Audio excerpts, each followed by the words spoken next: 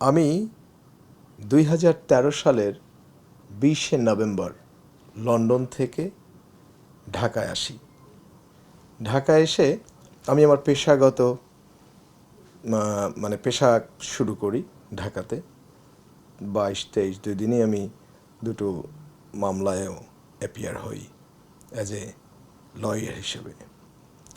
25শে November 2013 আমার লালমাটিয়ার বাসায় রাত্রে হঠাৎ করে দেখি পুলিশ দরজা খুব জোরে ধাক্কাধাক্কি করছে, প্রচণ্ড শব্দ করছে। তো দরজা খুলে দেওয়া হলে হুড়মুড় করে 8-10 জন পুলিশ অফিসার সিভিলে তারা ঢুকে পড়ে।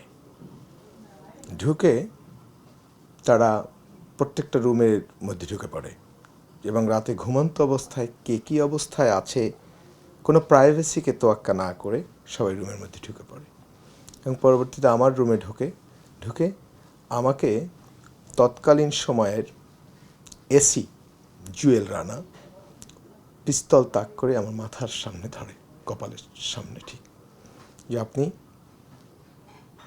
আমাদের হেফাজতে আছেন, আপনি যদি কোনো প্রকার মুভ করেন তাহলে আপনাকে গুলি করে দেওয়া হবে।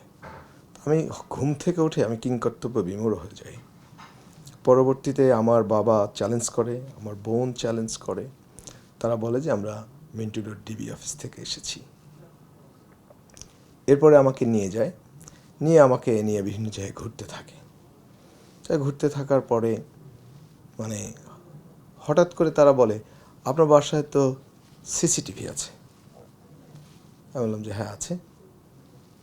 এরপরে তারা আমাকে নিয়ে যায়, মিন্টু রোডে নিয়ে যায়।